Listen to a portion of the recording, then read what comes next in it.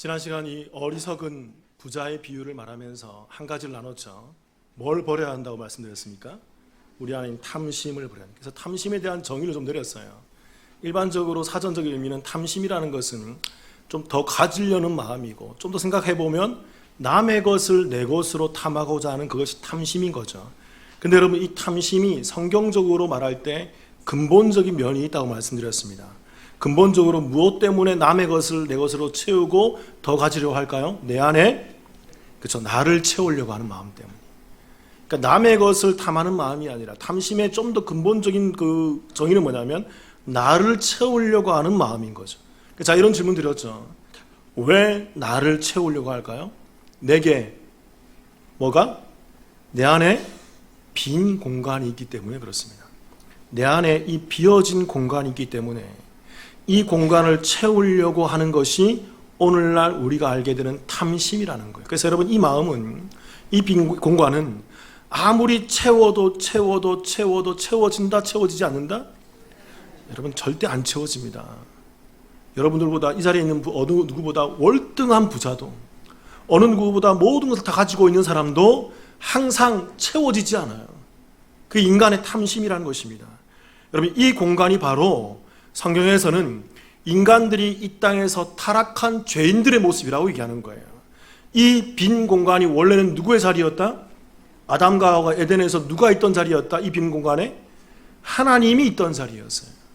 하나님이 채워져서 에덴 동산에서 만족하며 행복하며 살았는데 그들이 죄로 말미암아 하나님의 자리가 비워지게 된 것입니다. 그래서 그 빈 자리를 하나님이 아니라 다른 것으로 아무리 채워도 채워지지 않는 거예요. 아무리 채워보세요, 여러분. 금방 식어지고 금방 상해버립니다. 그 마음이 또다시 다른 것을 추구하고 또다시 다른 것을 추구하고 세상으로 이렇게 탐심 가운데 채우다가 끝나버리는 것이 우리의 인생이에요. 그래서 제가 지난 시간에 이런 말씀 드렸죠. 사도 바울이 그 감옥에서 무슨 비결을 배웠다? 자족하는 비결을 배웠다. 왜 사도 바울이 감옥에서 나는 자족하는 비결을 배웠다고 얘기합니까? 바울이 예수로 말미암아 누구로 마음을 채웠어? 하나님이 그의 마음을 채웠기 때문인 것입니다. 그가 예수를 믿고 하나님을 경험한다는 것이 무엇인지를 알게 되자 그가 감옥에 있다 하더라도, 가장 비천에 처해 있다 할지라도 그 속에서 그는 자족, 만족, 거기서 행복할 수 있는 그 비결을 배웠다고 얘기하는 거예요. 그래서 그가 이런 얘기한다고요. 내게 능력 주시는 자 안에서 내가 모든 것을 할 수 있느니라. 이 말은 내가 하나님 때문에 내게 있는 탐욕을 채울 수 있다는 말이 아니라, 내게 어떤 채워지지 않는 것을 채울 수 있다는 말이 아니라, 내가 어떠하든지 간에 내 안에 하나님이 채워졌다는 것입니다. 하나님으로 만족할 수 있다는 거예요. 그래서 내가 어떠하든지 간에 그 하나님이 나와 함께하는 그 능력으로 내가 어떤 것도 다 감당할 수 있어요. 부한 것도 내가 교만하지 아니하며, 가난한 것도 내가 자복하거나 낙담하지 아니하며, 그 어떠한 상황 가운데에도 그 선을 지키고 하나님 앞에 겸손한 단독자로 설 수 있는 그 자족의 비결을 배웠다라고 얘기할 수 있게 된다는 것입니다. 여러분, 우리가 이것을 배워야 돼요. 이게 성도의 자리예요. 우리가 하나님으로 내 마음을 채우는, 하나님이 내게 채워져야만 만족이라는 걸 알게 돼요. 자족이라는 걸 알게 돼요. 부해도 교만하지 않고 가난해도 낙담하지 않는 이 천국의 모습, 하나님이 나의 전부입니다라는 이 성도의 자리에 우리가 서게 된다는 거예요. 마태복음 6장 34절을 한번 볼까요, 여러분? 우리가 잘 모르는 말씀이죠. 같이 한번 읽어볼까요, 여러분? 이 말씀 어떻게 이해하십니까? 같이 읽어볼게요. 시작. 그러므로 내일 일을 위하여 염려하지 말라. 내일 일은 내일이 염려할 것이요 한날의 괴로움은 그날로 족하니라. 여러분, 일반적으로 이 말씀을 많은 성도님들이 오해하고 있어요. 또 많은 목회자들도 오해할 뿐만 아니라 성도님도 오해해요. 왜 그럴까요? 다들 이렇게 생각하잖아요. 내일 일을 왜 오늘 걱정해? 내일은 내일 걱정하면 되지. 왜 벌써부터 고민해? 왜 벌써부터 염려하고 있어? 이게 그런 정도의 말씀인가요, 여러분? 이게? 제가 이런 두 가지 질문 드려볼게요. 저도 말씀 보면서 이런 질문을 합니다. 제가 늘 하는 말이지만, 예수님은 세상 사람들이 다 동의할 수 있는 그런 명언이나 세상 사람들이 이해할 수 있는 일반적인 말을 하시는 분일까요? 예수님은 그런 분 아니에요. 우리가 깨닫지 못하고 우리가 알 수 없는 진리, 이 땅에 감춰져 있는 진리를 드러내시는 분이에요. 이게 그냥 내일 일은 내일 염려해라, 그런 말일까요, 여러분? 두 번째 또 이런 질문 드려볼게요. 여러분, 우리가 내일 염려는 내일 하는 게 맞죠? 오늘부터 할 필요가 없잖아요. 근데 이런 질문 들어볼게요. 오늘 그 염려가 내려지던가요? 아, 근데 왜 오늘부터 염려하고 있어? 내일 하면 되지. 바보같이 미련하게 왜 오늘부터 염려하고 있어? 나 다음은 하면 되지. 근데 여러분, 그 염려가 오늘부터 내려지던가요? 그 내일 되면 그 염려 그 내일 염려하게 되던가요? 염려는 생각날 때부터 돼 있어요. 그게 안 된다고요, 여러분. 그러니까 여러분, 이 말씀은 그런 말씀이 아니라고요. 그런 말씀이 아니라고요. 여러분, 내일 일은 내일이 염려할 것이라 할 때 다시 말씀 띄워보세요. 34절 잘 보세요. 중반절에 이렇게 있죠. 내일 일은 무엇이 염려해? 내일 염려가 아니에요. 내일이라고 이 단어가 주어로 쓰여 있어요. 주체로 쓰여 있다고요. 이게 주격으로 되어 있다고요. 무슨 말이냐면 이 내일이라는 이 단어가 인격을 부여하고 의인화시켜서 이 내일이라는 단어가 하나의 주체성을 가진 그런 날로 우리 가운데 얘기를 하고 있다는 것입니다. 그렇게 내일 일은 내가 염려하는 것이 아니라, 우리가 염려하는 것이 아니라, 내가 내일 염려하는 것이, 넌 내일 염려하면 되지, 그렇게 내가 주체가 되어서 염려하는 것이 아니라, 내일 일은 누가 염려해? 내가 아니라 누가? 그러니까 내일이 염려, 내일에게 맡겨버리라는 것입니다. 그러니까 오늘 염려할 것을 내일 염려하라가 아니라, 내일도 내가 염려하는 것이 아니라, 오늘 염려할 뿐만 아니라 내일도 그 내일의 염려는 누구에게 맡겨라? 말씀 그대로 내일이란 그 날의 자체에 맡겨버리라는 것입니다. 여러분, 이것을 킹 제임스 버전이라고 하는 그 성경 번역, 그 KJV가 매우 잘 번역했어요. 띄워보세요. 이렇게 번역했습니다. 그러므로 내일을 염려하지 말라. 내일이, 주어입니다. 주체예요. 내일이 자기의 것들을 염려할 것이요 한날의 악은 그날의 족하니라.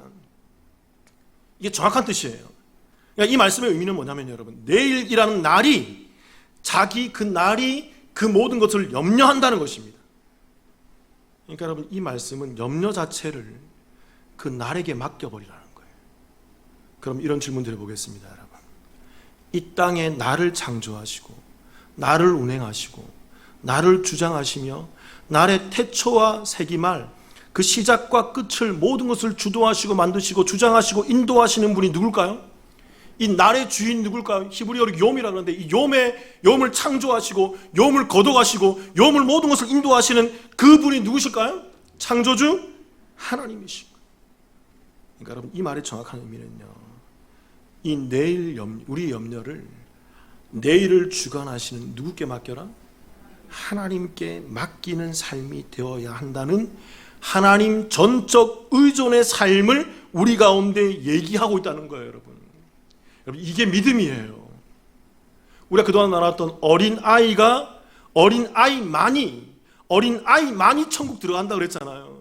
어린아이만이 가지고 있는 그 특성, 그게 뭐죠? 연약함이라고요. 연약하기 때문에 누구를 의존해?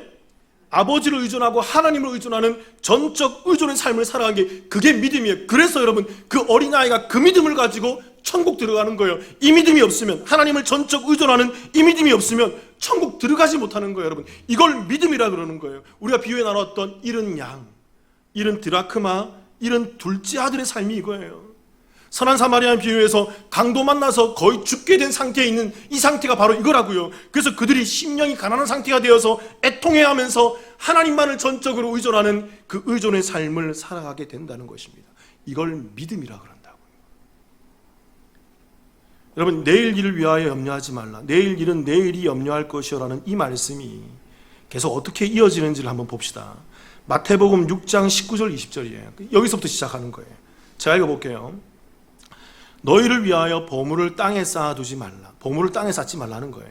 거기는 종과 동록에 의하여 도둑이 구멍을 뚫고 도둑질하느니라. 오직 너희를 위하여 보물을 어디에 쌓아두라? 하늘에 쌓아. 거기는 좀이나 동록이 새하지 못하며 도둑이 구멍을 뚫지도 못하고 도둑질도 못하느니라. 그러니까 여러분 잘 보세요. 보물을 땅에 쌓는 것이 있고 보물을 하늘에 쌓는 게 있습니다. 질문 드려볼게요. 보물을 땅에 쌓는 게 뭐고 보물을 하늘에 쌓는 게 뭡니까? 제가 얘기했잖아요. 밭에 감추인 보물, 밭에 감추인 보화가 누구다? 그러면 여러분, 이 보물이 예수 그리스도인데 예수 그리스도를 땅에 쌓는 것과 예수 그리스도를 하늘에 쌓는 게 뭘까요? 그게 저와 여러분의 모습이에요. 양과 염소의 모습이라고요. 교회 나와서 예수를 믿는다 하면서 이 땅에 가치를 두고 살아가는 삶, 이게 바로 보물을 땅에 쌓는 삶이에요.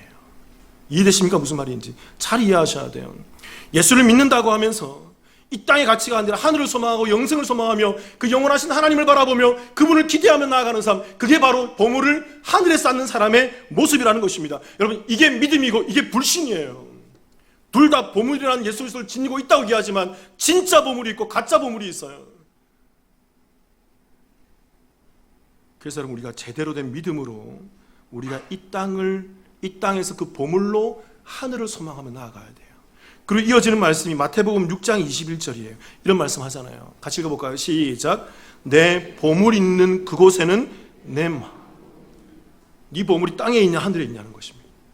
저 질문 드려볼게요. 여러분의 보물, 그 예수 그리스도가, 그 예수 그리스도 통해서 여러분 땅을 보고 있습니까? 하늘을 보고 있습니까? 예수로 말미암아 이 땅에서 내가 이 땅에 가치를 두고 있나요? 예수로 말미암아 저 천국을 소망하며 영생을 소망하며 하나님 나라를 소망하며 그 영원한 삶을 바라보며 가치를 두고 살아가고 있나요? 어디에 여러분의 보물의 시각이 있나요? 그리고 25절부터 27절 그 뒤에 제가 읽어볼게요. 이런 말씀 나온 거잖아요. 그러므로 내가 너에게 이르노니 목숨을 위하여 무엇을 먹을까 무엇을 마실까 몸을 위하여 무엇을 입을까 염려하지 말라. 목숨이 음식보다 중하지 아니하며 몸이 의복보다 중하지 아니하냐. 공중의 새를 보라. 심지도 않고 거두지도 않고 창고에 모아들이지도 아니하되 너희 하늘 아버지께서 기르시나니 너희는 이것들보다 귀하지 아니하냐. 27절 같이 읽을게요. 시작. 너희 중에 누가 염려함으로 그 키를 한 자라도 더할 수 있게. 우리가 염려한다고 됩니까? 또 염려 안 한다고 염려 안 해야지던가요? 공중에 나는 새도 누가 먹이십니까? 우리가 무엇을 먹을까 마실까 입을까 염려한다고 되는 게 아니에요. 이게 무슨 말이냐면 내가 주체가 되어서 이 날들을 살아가는 나의 모습이에요, 여러분. 그러니까 안 되는 거예요. 안 되는 거예요. 그래서 내가 아니라 누가 주체가 되는 삶? 하나님이 주체가 되어서 내가 전적으로 하나님을 의존하는 그 믿음의 삶, 어린 아이가 되는 그 삶, 그 심령이 가난한 자의 삶, 이른바 되어서 하나님만 의지하는 그 심령이 가난한 그 상태가 우리의 상태가 되어야 한다는 것입니다. 그들이 하나님께 전적으로 의존하고 그 나를 주관하신 하나님께 우리의 모든 염려를 맡길 수 있게 되는 거예요. 이걸 믿음이라 그래요, 여러분. 이 상태로 가는 게 믿음이에요. 여러분 잘 아셔야 돼요. 믿음은 애매모호한 거 아닙니다. 기독교의 믿음은 회색지대가 없어요. 이것일까 저것일까 애매모호하면서 애매하게 살아가는 것, 그게 안 믿는 거라고요. 그걸 믿지 않는 거라고 얘기한다고. 그래서 그 뒤에 마태복음 6장 31절 32절 같이 읽어볼까요? 시작. 그러므로 염려하여 이르기를 무엇을 먹을까 무엇을 마실까 무엇을 입을까 하지 말라. 이는 다 이방인들이 구하는 것이라. 너희 하늘 아버지께서 이 모든 것이 너희에게 있어야 할 줄을 아시느니라. 우리가 그 보물 예수 그리스도를 가지고 이 땅에서 무엇을 먹을까 무엇을 마실까 무엇을 입을까 하고 이 땅에 가치를 두고 살아가는 것이 다 누가 구하는 것이다? 그게 믿지 않는 모습이라는 거예요. 정확하지 않습니까, 여러분? 이방인들이 그렇게 산다고요. 믿는다고 하면서 그 예수로 말미암아 이 땅에 가치를 두고 살아가는 그 모습. 그래서 예수 믿는다고 하면서 그래서 전전긍긍하면서 이 땅에 가치를 두고 살아가는 이 모습. 이게 믿지 않는 모습, 이방인의 모습이라는 거예요. 안 믿는 모습이라는 거예요.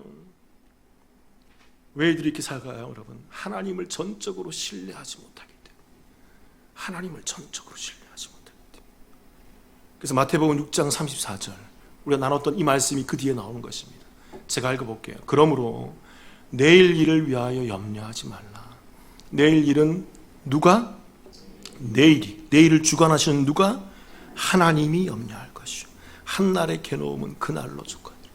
그래서 우리가 믿음이라는 게 있게 된다면 여러분, 예수 그리스도를 믿고 내가 하나님의 자녀가 되었다 그런다면 여러분 내 삶 속에서 믿음의 이 전적 의뢰하는 모습이 나와야 돼요. 여러분 이것을 그리스도인이라 그러고 이걸 성도라 그러고 이게 기독교예요. 이게 믿음이라 그래요. 이제 여러분 우리 교회에서 저와 함께 3년이 넘게 가는데 믿음이라는 게 뭔지 기독교라는 게 뭔지 신앙이 뭐라는 건지 이제는 분별하시며 나가셔야 돼요. 지금까지 애매모호하게 살아왔던 그 신앙을 이제 떨쳐내셔야 돼요. 이 땅에서 이제 분별하고 이게 뭔지를 이제 말씀을 통해서 깨달아 가야 돼요, 여러분. 이렇게 질문 드려볼게요, 여러분. 내 삶 속에서 저와 여러분의 삶 가운데에서 하나님을 전적으로 신뢰하지 못하는 삶의 영역이 있습니까? 그게 돈입니까? 그게 봉사입니까? 나의 건강입니까? 나의 먹고 맞고 입는 것입니까? 내 삶의 영역이 어떤 부분이 내가 하나님을 전적으로 신뢰하지 못하고 있나요, 여러분? 주저주저하면서 애매모호하면서 믿는 것도 아니고 믿지 않는 것도 아니면서 여러 가지 애매모호한 삶으로 살고 있는 모습이 무엇이 있습니까, 여러분? 오늘 이 말씀에 도전받길 원해요. 믿음으로 나아오세요. 하나님으로 전적으로 의존하고 하나님을 전적으로 신뢰하며 결단하며 나오십시오. 여러분, 이제 마지막 때가 임하고 마지막 때의 마지막을 바라보고 있는 가운데서 여러분, 저와 여러분이 어떤 믿음을 드러내셔야 될까요? 어떤 믿음을 드러내셔야 될까요? 세상과 나의 모습이 다르지 않아. 그걸 믿음이라고 얘기하지 않아요. 여러분, 오늘 이 비유의 말씀이 우리에게 주는 교훈이 뭘까요? 이제 두 번째, 지난주에 한번 했고 제가 서론을 했습니다. 두 번째, 오늘 두 번째만 나눠보겠습니다. 따라해 볼게요. 여러분, 선한 것을 분별해야 한다. 계속 연결되는 말씀이지만 좀 더 분명한 말씀입니다. 우리가 이 비유를 통해서 무엇이 선이고 무엇이 옳은 것인지를 분별해야 돼요. 말씀 누가복음 12장 18절 19절을 같이 한번 읽어볼까요? 여기서 반복되는 한 단어가 있죠. 같이 읽어볼게요. 시작. 또 이르되 내가 이렇게 하리라. 내 곡간을 헐고 더 크게 짓고 내 모든 곡식과 물건을 거기 쌓아두리라. 또 내가 내 영혼에게 이르되 영혼아 여러 해 쓸 물건을 많이 쌓아두었으니 평안히 쉬고 먹고 마시고 즐거워하자 하리라 하되. 그러니까 이 어리석은 이 부자가, 이 사람이 그가 그동안 모았던 그 물건을 많이 쌓아두고, 곡식과 물건을 많이 쌓아두고 그 물건을 많이 쌓아둔 상태에서 미래를 계획하는 모습을 갖고 있어요. 그러니까 이 사람은 어디에 마음을 두고 있어요? 그동안 그저 갖고 왔던 단어, 아까 노란색 단어 무슨 단어입니까? 물건, 그 세상의 물질에, 그 재산에 그의 마음을 두고 있는 거죠. 근데 여러분, 이게 재밌어요. 또 찾아보니까 이 물건이라는 단어가 헬라어로 이게 아가도스입니다. 전 성경에 이런 단어를 볼 때마다 전율이 일어나요. 이번에도 말씀 준비하면서 정말 뭔가 하나 탁 꽂히더라고요. 여러분, 이게 아가도스는 이게 좋은, 선한이라는 뜻이에요. 새벽에 나오시는 분들은 제가 이 단어를 여러 번 반복했기 때문에 뭘 얘기하는지 알 거예요. 여러분, 이 사람은 이 땅의 재물과 물질을 자기의 가장 좋은 것, 가장 선한 것, 그것이 자기의 물건이다, 이게 나의 의지할 바다라고 해서 이 물건에 의해서 그 선함과 좋음의 가치를 두고 거기에서 만족과 행복을 누리고 있는 이런 사람이에요. 그래서 여기는 이 물건으로 인해 준비하고 물건으로 인해 미래를 대비하고 있는 삶이에요. 이 사람이 가장 중요한 건 뭘까요? 이 사람에게 이 아가도스는 뭐예요? 재물과 물건이죠. 그런데 여러분, 이 아가도스라는 단어가 성경에서도 다르게 쓰이고 있습니다. 이게 재밌어요. 마가복음 10장 18절 잘 읽어보세요. 예수께서 이르시되 내가 어찌하여 나를 선하다 일컫느냐. 하나님 한 분 외에는 어떤 이가 없다. 여기서 선한이라는 단어가 헬라어로 뭘까요? 이게 아가도스예요. 이게 좋은, 선한, 하나님이 선이라는 것입니다. 아까 그 어리석은 부자는 뭐가 선이에요? 세상의 물질, 물건이 선이에요. 그는 그 물건과 물질이 그에게 모든 것이, 그가 보물로 이 땅을 쌓는 사람이에요. 그가.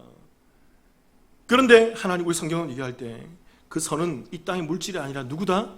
하나님이 선이다. 그리고 요한복음 5장 29절 제가 읽어볼게 보세요. 선한 일을 행한 자는 생명의 부활로, 악한 일을 행한 자는 심판의 부활로 나오니라.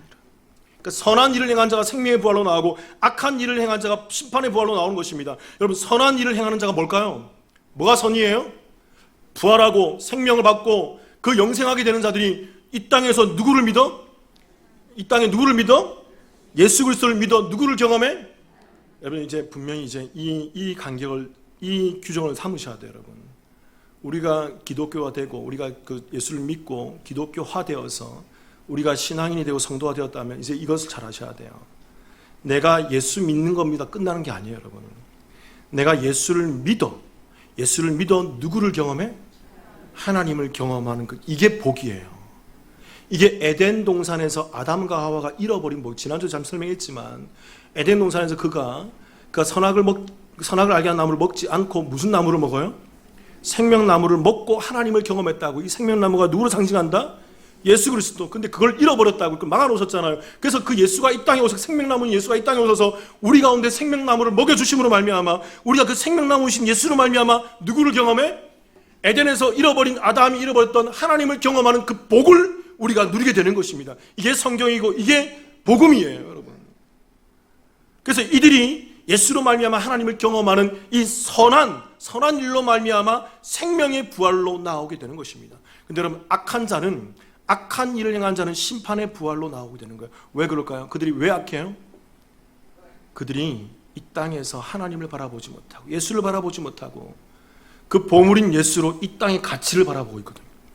교회 나와서 예수 믿으면서 이거 해주세요, 요거 해주세요, 요거 해주세요, 잘 되게 해주세요, 내 자녀 잘 되게 해주세요, 내 기업 잘 되게 해주세요, 그런 것만 구하고 있거든요. 그러니까 보물을 땅에 쌓는 자들이에요. 그들이 보물의 가치를 모르는 자들이라고요. 그래서 그들이 그게 악한 거라고요. 그 악함으로 말미암아 그들은 심판의 부활로 나아가서 영원한 멸망인 저 저주의 곳으로 떨어지게 된다는 것을 우리 가운데 얘기하고 있다는 것입니다. 여러분 잘 아셔야 돼요. 우리에게 가장 가치 있는 것이 무엇입니까? 우리에게 가장 선한 것, 그 아가도스가 뭘까요? 여러분 아가도스를 잘 분별하셔야 돼요. 이 땅의 물질입니까? 하나님입니까? 여러분 이 땅의 재화입니까? 하나님입니까? 여러분 말로는 하나님이라고 얘기하지만 재화이지 않나요? 솔직히 저와 여러분 앞에 있는 목사도 마찬가지예요. 자기 말씀하면서 제가 정말 많이 고민했어. 저도 우리가 말로는 하나님 믿는다고, 하나님 능력을 의지한다고, 전적으로 하나님을 신뢰한다고 하지만 여전히 우리의 이 땅에서 잘되고 좋고 많아지고 풍성해지는 것만을 구하고 있는 것이 우리의 성정이고 우리의 시간이지 않나요? 그래서 그 보물로 이 땅을 쌓고 있는 모습이 저와 여러분 우리 남북교회 모습이 아닌가요? 여러분 깨어나셔야 돼요. 깨어나셔야 돼요. 그래서 이들이 하나님을 이용해서 이 땅의 물질을 쌓는 것에만 급급해하는 그 땅에서 썩어 없어질 자들의 모습이 되는 거예요. 여기서 우리가 한 가지 생각해 봐야 될 것이 있습니다. 이 비유는요, 한 사람이 형으로부터 재산 분할을 받지 못하는 유대인이었죠. 이 유대인이 예수님께 나와서 분할 받게 해주세요, 재산 좀 나눠주게 해주세요 라고 하는 그 비유였습니다. 그 일이었습니다. 이게 단초가 되었어요. 그래서 이 일이 시작되어서 예수님께서 어리석은 부자의 비유를 말씀하는 거예요. 그러니까 이 사람이 유산을 받지 못하는 이 사람이 유대인인데 이 유대인을 빗대어서 어리석은 부자의 비유를 얘기하는 이 유대인이에요. 여전히 유대인에 대한 비유란 것이죠. 유대인이 누굽니까 여러분? 계속 반복하지만 하나님을 믿는다고 하면서 이 땅에서 자기 만족과 자기 행복을 추구하는 사람들, 이들을 향해서 어리석은 부자라 그러고 그들의 중심에는 재물과 돈이 자리하고 있다고 얘기하고 그들이 교회에 나와서 하나님이 전부라고 고백하지만 그 중심에는 여전히 물질과 돈이 만몬의 신이 자리 잡고 있어서 두 마음으로 왔다 갔다 하면서 하나님도 믿고 세상도 믿고 있는 그 거짓 증거의 믿음으로 살아가고 있는 그들이라고 예수님께서 고발하고 지적하는 말씀이에요. 산성도 여러분 도전드립니다. 저와 여러분이 이와 같지 않습니까? 우리가 이 말씀 앞에서 나와 여러분들 분별해내셔야 돼요. 잘 아셔야 돼요. 지난주도 얘기했지만 여러분 돈과 이 물질 자체는 나빠요? 나쁘지 않아요? 나쁘지 않아요. 또 질문드리면 부자가 나빠요? 나쁘지 않아요? 나쁘지 않다고요. 우리가 천국 가는 그것이 부한 것이고 풍성한 것이고 그게 부자의 삶이에요. 그 자체는 나쁘지 않다고요. 여러분 돈과 물질을 가장 가치 있는 것으로 여기는 이게 문제라는 거예요. 하나님의 자리에, 우리의 비어져 있는 자리에 하나님으로 채우지 않고 돈과 물질로 채우는 이것이 문제라는 것입니다. 이것으로 둔갑해서 신앙으로 얘기해서 예수 이름 팔아서 물질을 채우려고 하는 그게 문제라는 거예요. 여러분 이 아가도스 이 자리에 돈과 물질을 채우지 말고 아가도스 이 자리에 하나님의 선한 것으로 채워가시는 저와 여러분의 삶이 되기를 주님의 이름으로 축원합니다. 한 가지만 더 말씀드릴게요. 여러분 우리가 잘 알고 있는 몇 번 나눴지만 부자 청년의 이야기가 있습니다. 이 말씀에 보니까 또 중요한 게 하나 드러나더라고요. 한번 읽어볼게요. 여러분 마가복음 10장 17절부터 22절인데 번갈아 가면서 읽을게요. 한 절 한 절. 제가 먼저 읽을게요. 예수께서 길에 나가실새 한 사람이 달려와서 꿇어앉아 묻자오되 선한 선생님이여 내가 무엇을 하여야 영생을 얻으리이까? 하나님 한 분 외에는 선한 이가 없느니라. 내가 계명을 안 하니 살인하지 말라, 간음하지 말라, 도둑질하지 말라, 거짓 증언하지 말라, 속여 빼앗지 말라, 내 부모를 공경하라 하였느니라. 그가 여짜오되 선생님이여 이것은 내가 어려서부터 다 지켰나이다. 예수께서 그를 보시고 사랑하사 이르시되, 여기 보니까 여러분 예수님께서 그를 보시고 뭐 했다고요? 이 말씀을 기억하세요. 사랑하사 이르시되 내게 아직도 한 부족한 것이 있으니 가서 내게 있는 것을 다 팔아 가난한 자들에게 주라. 그리하면 하늘에서 보화가 내게 있으리라. 그리고 와서 나를 따르라 하시니 22절 하실 게 있습니다. 시작. 그 사람은 재물이 많은 고로 이 말씀으로 인하여 슬픈 기색을 띠고 근심하며 가니라. 이 말씀이 정확히 이해되십니까? 오늘 우리가 나눴던 말씀이 여기 다 들어가 있어요. 재물, 물질, 선한 것. 이 부자 청년이 그 선의 기준을 어디에 두고 있어요? 그가 가지고 있는 물질에 두고 있어요. 열심히 다 했다는, 교회 나와서 열심히 다 신앙생활하고 봉사하고 잘 말씀을 지키며 잘 해왔다는 것입니다. 그런데 안 된다는 거, 이 물질이, 내 안에 있는 이 물질로 채워져 있는 이 마음이 내려놔지지 않더라는 것입니다. 그게 아가도스예요. 그게 가장 선한 것이었어요. 근데 여러분, 여기에 중요한 게 아까 읽었던 마가복음 10장 21절이에요. 자, 다시 읽어볼게요. 보세요. 예수께서 그를 보시고 사랑하사 이르시되, 예수님께서 이 부자 청년을 사랑했다는 것입니다. 그리고 여러분 이제 절 보세요. 예수님께서 이 부자 청년을 사랑하시고 이 다음에 어떻게 하냐면 그의 모습을 다 부정해 버리십니다. 너가 잘했다고? 너가 이거 했다고? 요거 했다고? 철저히 다 부정. 그거 버려라. 그거 버려라. 그거 버려라. 네가 착하다고, 네가 선하다고, 율법을 잘 지켰다고, 그게 다 했어, 다 했어. 그 마지막까지 가서 물질도 버려봐. 근데 이 부자 청년이 그 물질 앞에서 딱 부딪혀서 그가 어떻게 됩니까? 그 예수님의 선 앞에서, 영생 앞에서 부정당해버려요. 그러니까 이게 무슨 말이냐면 여러분, 예수님께서는 이 부자 청년을, 우리가 그동안 배웠던 비유를 들어보세요. 잃은 양의 자리로 내몰아 가십니다. 네가 뭐 했다고? 네가 이렇게 잘했다고? 이렇게 했다고? 이만큼 했다고? 예수님이 철저히 그를 부정하시면서, 그럼 이것도 해봐, 이것도 해봐, 이것도 하면서 근본적인 자리에 가서 그가 할 수 없음의 자리로 그를 몰고 가서 그가 잃은 양이 되고, 잃은 드라크마가 되고, 잃은 둘째 아들로 그가 되게 만들어버리고, 그래서 그가 슬픈 기색을 띠고 근심하게 만들어버리는 거예요. 여러분 잘 아셔요. 영생이라는 것은, 구원이라는 것은요, 우리의 노력, 우리가 뭐 했다고 되는 게 아니에요. 여러분, 우리는 여전히 어디로 나아가야 돼요? 잃은 양, 잃은 드라크마, 잃은 둘째 아들로 내몰려져야 되는 것입니다. 이게 예수님의 방법이에요. 그리고서 예수님께서는 다음과 같이 말씀하신다고. 23절 제가 읽어볼게요. 예수께서 둘러보시고 제자들에게 이르시되, 재물이 있는 자는 하나님 나라에 들어가기가 심히 어떻다? 그 마음 중심에, 하나님의 자리에, 하나님이 아니라 재물로 채워져 있는 자는 하나님의 나라에 심히 들어가. 이게 무슨 말이에요? 못 들어간다는 얘기예요. 들어갈 수 없다는 것입니다. 그래서 10장 24, 25절 같이 읽어볼까요? 이렇게 말씀하시는 것입니다. 시작. 제자들이 그 말씀에 놀라는지라 예수께서 다시 대답하여 이르시되, 애들아, 하나님의 나라에 들어가기가 얼마나 어려운지 낙타가 바늘귀로 나아가는 것이 부자가 하나님 나라에 들어가는 것보다 쉬우니라 하시니. 낙타가 바늘귀로 통과할 수 있어요, 없어요? 안 된다는 겁니다, 여러분. 부자가 하나님 나라에 들어가기보다 더 어렵다는 거예요. 더 쉽다는 것입니다. 여러분, 이 부자는 단순히 부자가 아니라 하나님의 자리에 그 물질로 채워져 있는 부자예요. 그 아가도스, 가장 선한 것을 물질이라고 생각하고 있는 그 부자는 절대 천국에 들어갈 수 없고 하나님 나라에 입성할 수 없음을 얘기하고 있다는 것입니다. 왜요? 믿지 않기 때문에 그래요. 이게 안 믿는 거예요. 철저히 하나님을, 전적으로 하나님을 신뢰하지 못하는 것입니다. 여러분, 분별하셔야 돼요. 우리의 믿음을 깨어 있으셔야 돼요. 그리고서 10장 26절 제가 읽어볼게요. 제자들이 얘기합니다. 제자들이 매우 놀라 서로 말하되, 그런즉 그러면 누가 구원을 얻을 수 있겠는가 하니. 이렇게 철저히 잘하고 신앙생활 잘했던 이 청년도 못 가고 열심히 해도 안 된다 그러면 누가 갈 수 있단 말입니까? 누가 간단 말입니까? 여러분, 그래서 은혜의 개념을 아셔야 돼요. 기독교는 은혜의 종교입니다. 뭐가 은혜인지 아셔야 돼요. 그래서 예수님께서 결론적으로 얘기하신다고요. 10장 27절 같이 읽어보겠습니다. 시작. 예수께서 그들을 보시며 이르시되, 사람으로는 할 수 없으되 하나님으로는 그렇지 아니하니 하나님으로서는 다 하실 수 있느니라. 아멘. 이게 은혜고 이게 기독교예요.